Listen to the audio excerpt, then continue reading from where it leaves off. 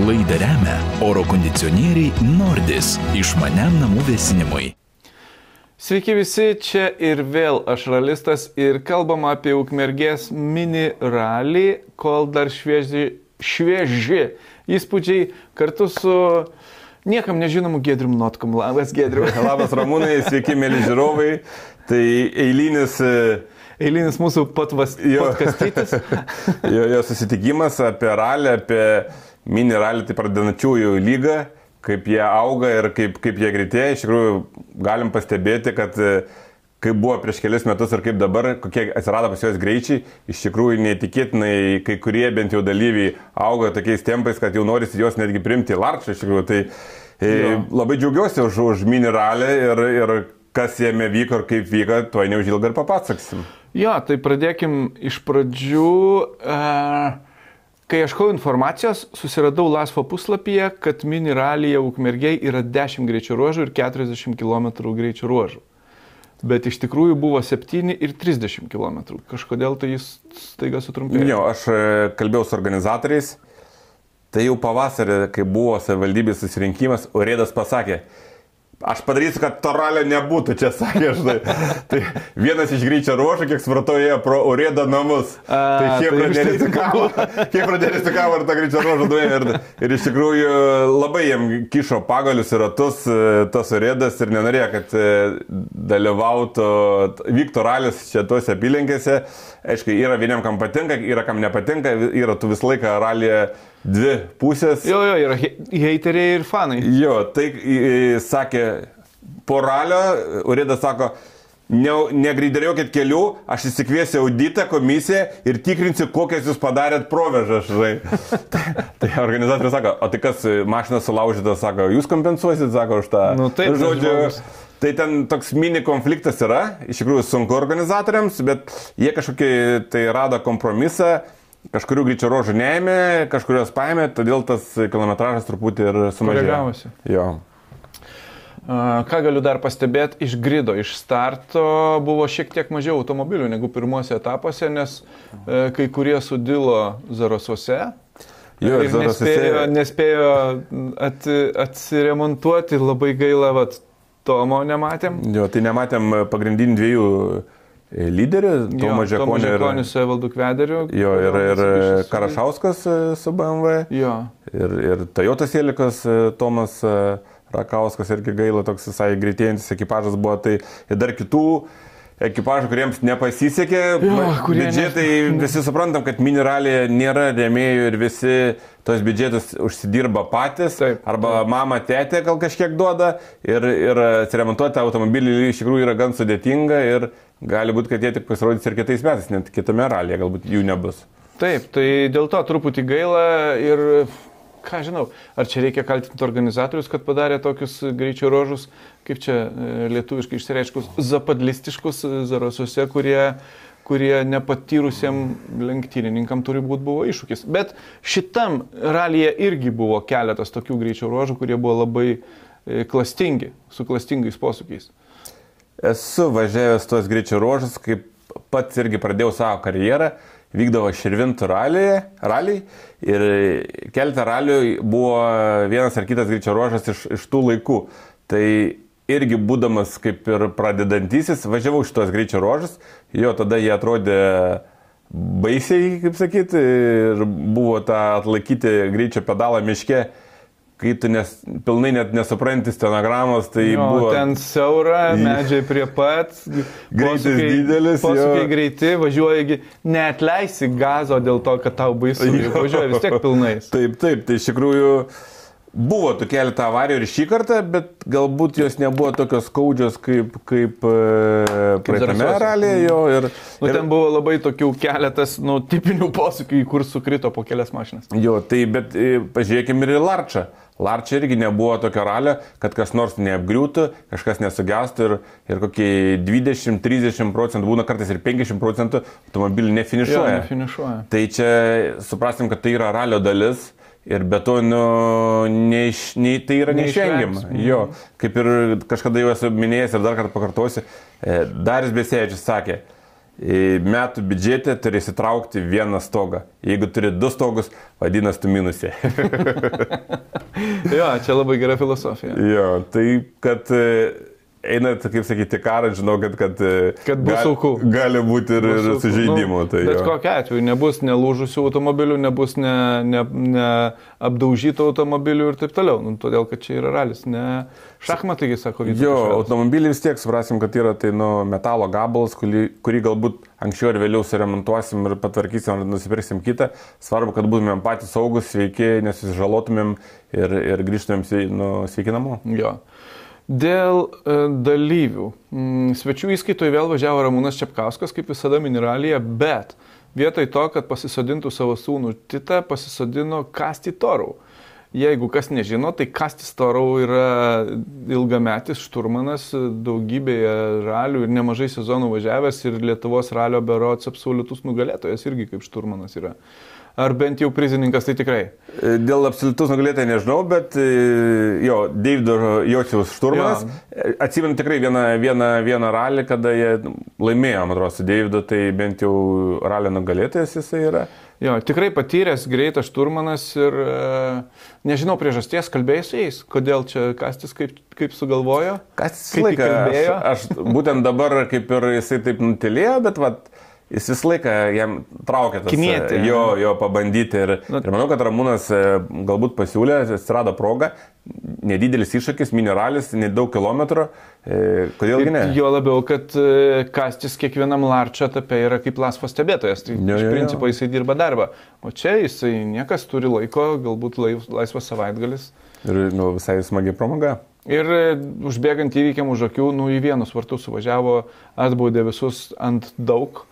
Bet to ir buvo galima tikėtis, nes panašaus kalibro lenktynininkų nelabai nebuvo, apart Arūno Vaičiūno. Su mama. Jo, bet apie tai čia atskirą galima laidą sukurti. Tai yra, wow, ta prasme, Arūnas Vaičiūnas pirmą kartą Zarasuose pasisodino šalia mamą, Danguolė, man atrodo, kuri 86, man atrodo. 87 metai. Būtent Arūnai šį savaitgalį buvo 61 metai gimtadienis, tai įsivaizduokit, mama pagimdė jų nemažiau kaip prieš 20 metų, tai prieš 26, tai mamai dabar 87 metai ir aš ją truputį kalbinau, jinai visiškai blaivaus proto, dar tokia azartiška, sako, dar jinai motyvuoja Arūną, sako, Arūnas, aš jau senas, ką? Tu senas, aš nesenas, sako, tu senas, tik staigiai, žinai, varom į ralį, ten tokias užsidegimų, viskas gerai, žinai, tai, šakės. Absoliuti pagarba, ta prasme, kad moteriškiai, aš galvojau vienas kartas, viskas ok, močiutei, patirčiai, žinai, kad pajausti, kas tas yra, ką sūnelis čia 40 metų veikia šitam gyvenime. Bet ne, jinai ir antrą ralį varo ir dar po pirmo ralio, po finišo klausiu, kaip, ponia Ona, kaip jums čia sekėsi. Sakė, man labai patiko, aš net paskaičiau. Bet įsivaizduokit, žmonės tiek net negyvena. Nekalbu apie kaulus sudilusius ir panašiai, kur krado tame automobilyje. Pilna entuzijazmo, patinka tai, ką daro, čia yra wow, tai yra neįtikėtina. Apakis, iš tikrųjų. Kaip Slutskai sakiau, žiūrėk, sakau, tu dar turi laiko važiuoti, nes tau tik pusė tiek, kiek jie įsakau. Tu dar naujokas, 40 metų gali varyti, žinai. Iš tikrųjų, smagu. Jo, labai smagu. Ir jo, Ona Danguolė jinai. Ona Danguolė. Antroje vietoje dar vienas svečias. Ta prasme, gerai, kad jau pradėjom apie tai, kaip baigėsi ralis, tai pirmi 3 yra svečiai, kurie laimėjo šiame ralyje, ir paskui apie juos jau pamiršim. Tai antroje vietoje Aurimas Buteikis su sūnum Kipru, sūnui, nežinau, ten 12 gal kokių. Sūnui pernai buvo kaip tik per Ukmergės ralį gimtadienis, suėjo 14 metų ir pernai jis išturmanavo irgi tėčiui. Ir gimtadienio proga jam kaip tik buvo galima važiuoti. Tai jau po metų laiko jie dabar sėda, vėl kartu važiuoja. 15 metų.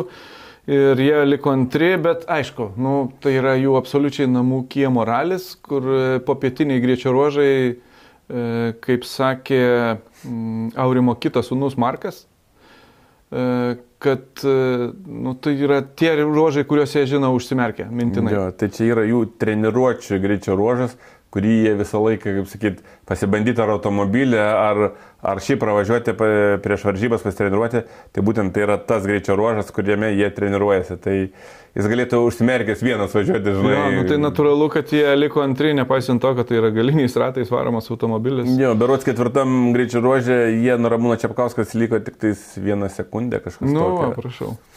Tai va, tada kas dar įdomaus buvo? Kas įdomu? Pirmas greičio ruožas, pusė greičio ruožo kroso trasa. Labai gerai žiūrovam žiūrėti, labai patogu, ant kalniuko atsistoju, ten praktiškai minutę laiko. Tiesiog žiūrėjau, nes labai gerai matosi, kas minutę startuoja ekipažai, mašina dingsta iš tavo akių, startuoja sekantis. Ir tu visą laiką matai actioną, žinai. Labai patogu žiūrėti. Aš šį ralį pasirinkau kitą žiūrėjimo tašką, kadangi aš pernai buvau kroso trasoje, jau man buvo nebeįdomu.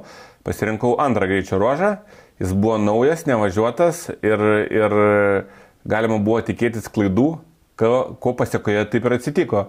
Ir jis buvo vieną kartą važiuojamas, gan minkštas, bet konfiguracija visai tokia įdomi, miško keliukas ir buvo toks vienas posūkis per kalniuką ir ten toks palaidas kaip ir smėliukas, tai berods to posūkio neišėmė apie 7 automobiliai nuvažiavo, bet palei medį pravažiavo, tai nežinau, virš 10 tikrai, nes aš pusę greičio ruožo žiūrėjau vienai vietai, paskui pusę tenai, tai žodžiu, chebra jau buvo ten pasiruošę jau diržai, jau viską tim, sakė, dabar aš netrauksiu tavo eilė, dabar tu trauk, sako.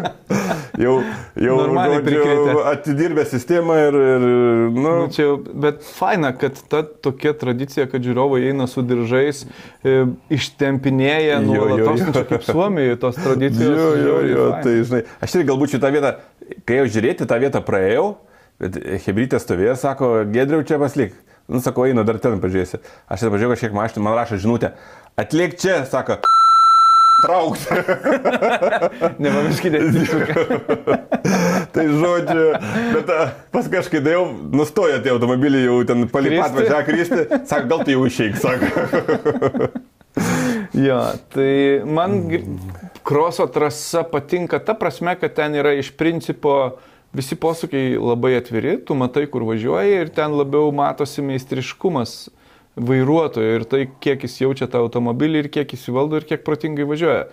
Tai šiaip, buvo įdomu pažiūrėti, nesakysiu aš čia nieko, nei kažką girsiu, nei kažką kritikuosiu, nesu specialistas, bet labai matosi skirtumai. Aš važiavau. Ir tarp trajektorijų, labai skirtingom trajektorijom kartais žmonės važiuoja, kai kurios, mano manimu, prasilenkia. Tai nereikia kroso trasos, aš miške žiūrėjau, kad yra kas vidinė dalim visą laiką važiuoja be trajektorijos. Tai esu važiavęs tą kroso trasą ne kartą ir man nėra tai tikras greičio ruožas, kur galėtų atsiskleisti stenogramos ir panašus dalykai. Ne, ten tik tai, kaip tu sugebi valdyti automobilį, kaip jį jauti. Jo, ten galim visai nesunku tą trasą išmokti ir tą posūkį, bet ten visokių vyksta renginių, Subaru klubas daro renginius tai ir panašiai. Ten daugeliu iki skausmo pažįstama, nes ten realiai...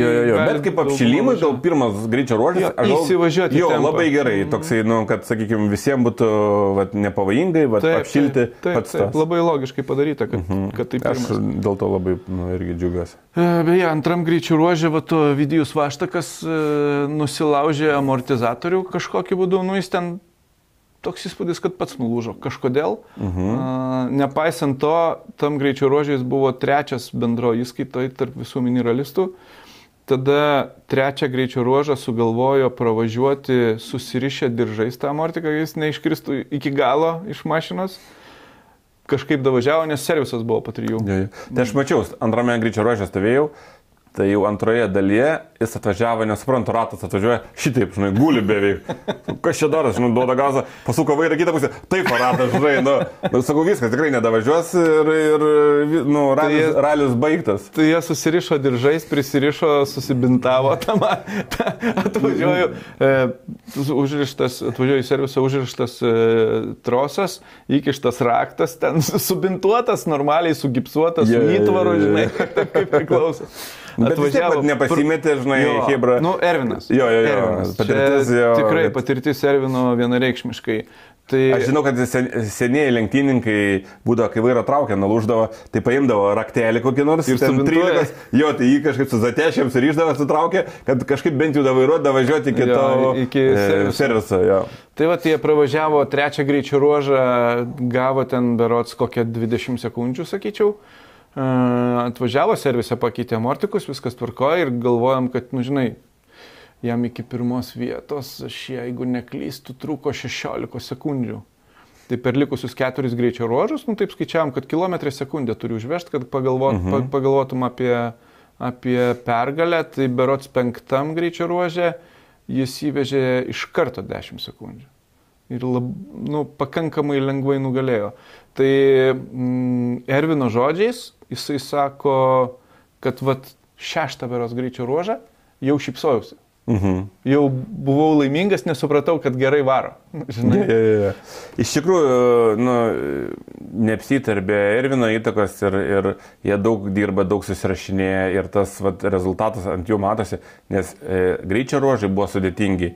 Tamsus miškas, siauras keliukas, pavojingi posūkiai, nematomi, ten su kalniukais visokiais. Ir ten reikėjo labai gerus stenogramos. Ir matyti, ta stenograma pas juos veikia ir nereikia nei mokėti mintinai trasos, nei nieko. Klausai stenogramos, užtikrintai važiuoji. Debiutantas ralyje, jiem visi raliai pirmi. Jisai neturi nei vieno žinomo greičio ruožo, ką jis galėtų mokėti užsimerkęs. Tai čia galim bet būtent ir sakau, kad pas juos stenograma veikia ir buvo sudėtinga trasa, sudėtingas miškas, kur jiem davė privalumą, nes jie labai gerai supranta stenogramą. Tai galutiniam variantė jisai liko 5 bendroji įskaitoje tarp mineralistų ir 1 savo klasėje, kas yra visiškis kosmosas. Jo, su nulaužtu ratu. Aš tu ratu pavažiavęs 1 greičio ruožą. Jo, aš irgi žiūrėjau 5-7 greičio ruožą, žiūrėjau miške, kur toks, gal sakyčiau, vienetas ilgas ir tada špilka. Bet tokia atleki po tiesiosios ir nematai, kada jinai prasideda. Po velniais. Ta prasme, toks įspūdis, kad jie važiuoja be stenogramos kai kurie nežino, ką ten veikia, iš vis nežino, ką ten veikia. Vienas iš vis pabandė važiuoti tiesiai, nors ten jos, to žmonių pilna, jis dar gazuoja tiesiai vairą, nesuka, kol jau tikrai pamatė, ne čia. Sustojo, pasuko. Bet ten, aišku, ir Ramūnas Šepkauskas gali žiauriai klaidą. Mažiau, kad ir Ramūnas prašovė. Ten jis irgi prašovė žiauriai. Tai, su stenogramom dar jiem reikėtų daugeliui padirbėti. Čia dažniausiai būna problema, kad stenogramai atstumai. Netinka atstumai, neteisingai užrašyti metrai ir nesupranta, kad per tiek metrų nesustosi. Ir jeigu ten pas tave 20, tu įsirašai 60 ar 80, pats supranti, kad per 20 metrų nesustosi, kad tu važiuoji 150. Taip. Mane tik sakau, labiausiai nustebino tai, kad jau akivaizdžiai matosi, kad ne ten nėra kelio, jie vis tiek dar atvaro gazuodami ir jau kai jau visiškai mato, kad viskas, tada tik tai pradeda stabdyti. Aš irgi vieną vietą stovėjau, žiūrėjau 4 greičio ruože, tai buvo toks irgi pasukiukas ir toks pasukiu išsitiesina, bet toks beveik tiesiai, bet krūmas užstoja. Tai daugelis stabdė. Vienas kitas, kuriam neužsidėjęs topai, viskas pagal akis, stenogramą nepasitikė arba labai mažai. Ką matau tą važiuoja. Tai tas ir yra bėda. Reikėtų palinkėti ypač antrai pusiai tų dalyvių, aišku, visišką pagarbą už entuziazmą, už tai, kad jie važiuoja, tikrai labai faina, bet hebra, pas bet ką, galit Giedrius neprašyti, galit paprašyti bet kurį kitą Larčo dalyvį, kuris tikrai bent jau iš entuzijazmo arba už simbolinę ten benzino kainą sutiks jums padėti susirašyti stenogramą, pasibandyti, suprasti, ką jūs darote ir ką jūs darot ne taip, teisingai? Jo, nes ralis yra ne tik varžtų sukimas garaže, turi dar ir treniruotis. Aš kaip ir sakau, ar futbolo, ar krepšinio komandos, jie kiekvieną dieną eina rytą vakare treniruotis. Tai jūs nors vieną kartą prieš šalį išvažiuojate pasitreniruoti stenogramos, kur tikrai kainuoja jums 20 litrų benzino. Taip, ten nereikia drožti keliu susirašinėjant. Važiuoti pagal taisyklės. Jo, jums važiuoti pagal taisyklę, žvyrkeliu ir tiesiog bandyti susirašinėti tą stenogramą, pravažiuoti dar kartą pasitikrinti, atmušti akį dėl atstumų, dėl posūkio kampų ir taip toliau. Tai absoliučiai elementarios taisyklės. Ir aš garantuoju, kad absoliučiai didžioji dalis mineralio dalyvių smarkiai pagreitėtų. faktas, vienareikšmiškai. Prie rezultatų. Tai laimėjo Vytautas Venslovas Darius Akelaitis tarp mineralistų. Super. Jo, ir gražiai važiavo, aš gražiai žiūrėjau, tai gražiai važiavo. Verti pagirų. Taip. Antri irgi, superiniai. Šitie bičiai man labai patinka. Tai Andrius Grigaitis, Mantas Elsbergas su BMW kupė. Jo, iš pradžių jie kažkaip pirmą kartą, kai juos žiūrėjau, tai jie taip nieko manęs kaip ir nenustebino, tai taip vidutiniškai pravažiavo ir jų laikas buvo gal 5 ar 6, ten aišku, vieni kitų labai buvo arti. Jo, jie labai arti. Jo, po 3 greičio ruožų, jo.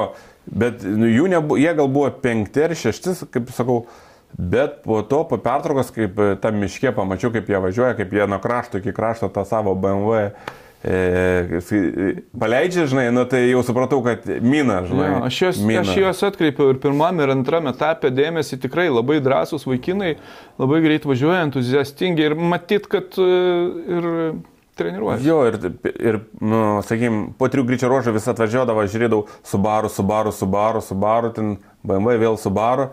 Tai jie pagavo tokios Subaru kaip su Tautvydu Narušiu, kuris jau, kaip ir, sakykime, antrą ralį važiuoja po pertraukas, bet vis tiek važiavęs Larčia ir tikrai pasietas patirtis kaip ir... Žinoma, neįkainojama. Jo, turėtų jis kaip ir greitėti, bet jį pagavo, tai nežinau, gal turėjo kažkokių tai techninių gedimų, sunku pasakyti, bet... Tautvydas, kiek aš žinau, su nauju šturmanu visiškai važiavo, tai galbūt dar ir tas yra...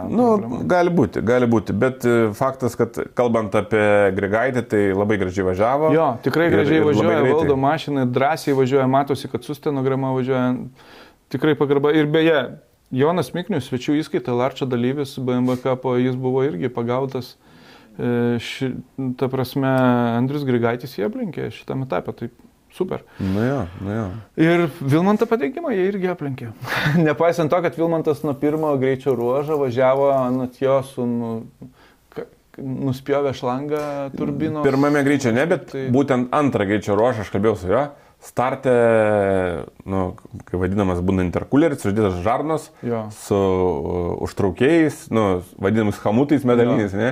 Tai kažkuris hamutą nuspjovė ir jisai nebeturėjo turbo galios, gavos kaip atmosferikas, bet dar blogiau, gal sakykime, kai toks, tai jisai pro mus pravažiavo labai parpsėdamas ir negreitai ir ten išvaistė daug brangaus laiko, jis paskui galbūt ir vyjasi, bet jam neužteko. Jisai aplenkė Narušį. Irgi. Tai va, ir tada 5 Ovidijus Vaštakas ir 1 vieta klasėje, valio. Iš tikrųjų, Ovidijus irgi tame miške, kaip aš mačiau, tai tikrai drąsiai, plačiai, nematomi posūkiai, jokių nereikalingų stabdžių. Bet čia jau darbas su šturmanu ir treniruotės, tikrai atidirbta stenograma, drąsiai, pasitikė savim, pasitikė šturmanu ir tas labai jaučiasi. Beje, aš norėčiau paminėti Vilmantą Karalių su tokiu senu baltu Civicu, kuris finišavo iš karto už Ovidijaus Vaštako, ten pralošė 4 sekundės. Irgi dar vienas daiktas, kuris važiuoja ir ant 2 ratų ir visai. Ne, iš tikrųjų gražiai jis tą Civikiuką leido ir jisai dabar važiuoja irgi pasiėmė šturmaną, yra Buteikė. Jo, Markas Buteikė. Tai jisai pasidalina savo patirtimi, stenogramą ir matytas irgi duoda savo irgi tobulėja. Tai va, ką žinau, daugiau tai kaip ir tiek iš mano pusės. Buvo gal tų tokių greitų automobilių, netgi ir pačiame gale žiūrėjau, bet matyt kažkur prisidirbo, kažkur įkrito ir kurie galbūt neparodė savo potencialą ir gero rezultato. Nieko nepadarysi, bus tų ralių, kaip sakyti, visą laiką... Taip, visada yra kur pasitaisyti. Jo, taip pat ir mums, kaip sakyti, irgi būna visko ir nuleidžia ratą ir sugenda šiaip technika ir būna ir avarija, tai... Aišku, ir dabar buvo tų nelaimėlių, mačiau ar 5 ar 7 greičio ruože, 2 automobilių stovėjo tom pačiam posūkyje su palamdytais stogais, gaila jų, bet svarbu sveiki gyvi ir... Deivido Gizevičiaus tėvas, ne? Su lašu. Jo. Irgi atvažiavo po 3 greičio ruožų po stogo, tiesa, netęsė ralio, nes visi ratai žiūrėjo į visas 4 pusės. Ta kadėtą aš atsimenu, aš kai pradėjau važiuoti ralį, tai jis jau važiavo prieš mane 2003 gal metais. Tas pats kadėtas, tai įsivaizduok, žinai. Tai... Jo, tas mėlynai geltonas, aš atsimenu. Jo, tai tėvukas įsitraukė, dabar jaunimas, parodykite jums, kaip reikia važiuoti. Nušmirgeliavo rūdis.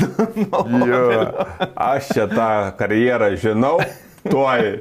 Sakė, atvažiavo tiesiog, buvo ta forma sankryža. Neužsukam, sako, bam, sako. Jo, bet jisai pasakojo, kad vienas ratas kažkaip nestabdė, tai žala su vienu ratu sugebėjo važiuoti, o jisai nepavyko. Matai, žinai, kai nežinau, kaip Škodais vienu ratu, bet kadėta, kai stabdai prieki varomą, tai laik traukia tave į vieną pusę, žinai, tai, nes galė dažniausiai tie stabdžiai neveikia, nes ten užpuvę būna viskas, tai...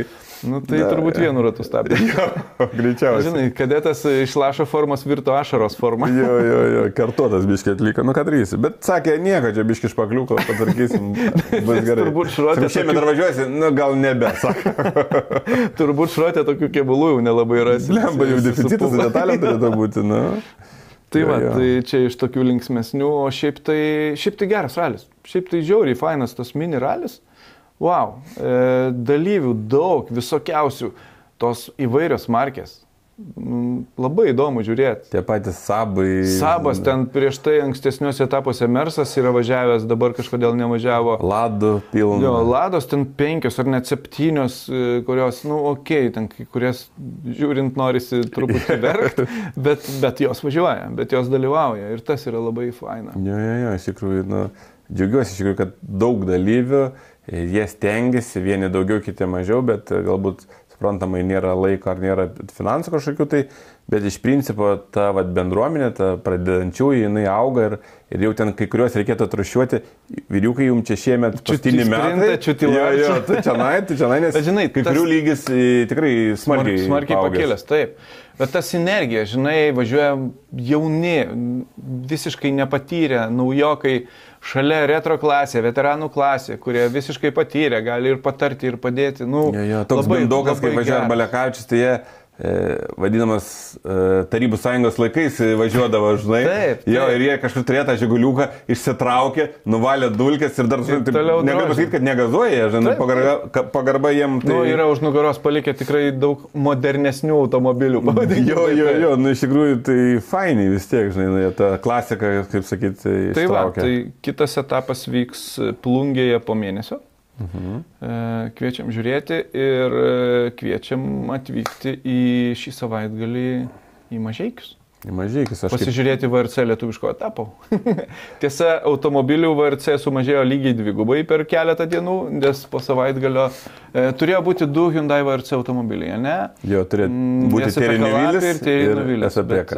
Terinovilio automobilį sudilino, suėdė, išardė į gabalus. Jau daug kas turbūt matėt jau internete. Jo, Estijos ralyje, jo, pilnas internetas tų vaizdų, čia žiauriai skaudžiai. Ta prasme, žiauriai. Nežinau, liko tik tai karkasas, lankai tie vadinami. Man labai įsiminė vieno esto, einant filmuoja, dejuoja ir čia kažkoks kėbulo gabalas, čia ratas su amortiku, čia dar kažkokia detalė ir ten gale griuvina visiškai. Jo, ir žiauru. Tanokui tai tokia klaida, nu kažkaip tai nebūdinga. Pirmas visavertis greičių ruožas, ta prasme, antram greičių ruožė. Man toks jausmas, kad jam buvo slidu ir per trampliną kažkaip išlengvėjo galas ir jį pradėjo sukti ore. Ir jis leisdamas susuko vairą ir jį pakėlė du ratus. Apsuko. Aerodinamika visiškai neveikia, nes per stačiai užvažiavo. Jo, aerodinamika važiuoja tam tikrų kampu, paskui už šoną nebeveikia. Ir jam pradėjo suktis automobilis. Tai nu, labai gaila, iš tikrųjų, kad turėsim tik vieną VRC automobilį, bet geriau vienas negu nei vieną. Jo, bet kokiu atveju atvarykit pažiūrėti į Giedrių Notkų. Jau yra tarkytas starto tvarka, tai pirmas važiuoja SAPK Lapė. O kodėl jis ne paskutinis? Pirmą kartą į Lietuvą atvažiavęs. Antrus startuoja Vladas Jurkevičius ir mes startuojame 3 numerį. Atvažiuoja Vaidotas Žala, kuris startuoja 4 numerį su RS automobiliu turėtų būti, su nauja Škoda RS. Bent jau paraiškoje taip užsirekomendavęs, užsirašęs. Tai irgi vėl naujas automobilis, Lietuvoje nevažiavęs. Tai bus gražu pasižiūrėti, koks jo potencialas. Labai įdomu. Kiek jisai mums kraus tų sekundžių į kilometrą. Galim bus paskaičiuoti ir padiskutuoti ateinančioje laidoje. Taip. Tai susitiksim Mažeikiuose, varykit pasižiūrėti VRC-škės ir kiek jinai čia bus lėtesnė, kiek lietuviai čia jam užkraus malkų. Pasimatysim ten, pačiai tolimiausiai Lietuvos vietai. Jo, bet iš tikrųjų tai yra 3 Lietuvos etapas. vėlgi susirenka daug dalyvių, daug stiprių dalyvių, pirmas 10-ukas vėl labai stiprus. Emilis Blumsas atvažiuoja šį kartą su Varžos Hyundai'um. O, ir dar įdomu, dar viena tema, kaip jisai atrodys. Išlipęs iš Mitsubishi Hyundai. Kaip jis iš tos karvės išlipęs atrodys visai kitokiam automobiliui. Jo, tai aš galvoju, jis turėtų važiuoti Martino Samsono greičiu, tai dar tarp lyderių turim vieną greitą lenktyninką, dar aršesnę kovą čempionate. Ir žiūrėk, ir tarp tavęs ir Vlado turit po pergalę. Taip. Įdomu. Labai. Tai va dabar atsirado žmogus, kuris gali dar vienas įsimaišyti. Jo, ir Vaidas, ir Emilis, tai žodžiu, bus labai įnirtinga kova. Geros jums kovos, gerų vaizdų šį savaitgalį, susitiksim netrukus. Čia. Beje, Ate. Laikinkit, subscribinkit, komentuokit, klauskit manęs, Giedriaus klauskit bet kokių klausimų, į visus atsakysim. Nebūtinai tiesą, bet atsakysim, ne? Taip, būtinai. Čia. Iki, ate. Laidą remia oro kondicionieriai Nordis išmaniam namų vėsinimui.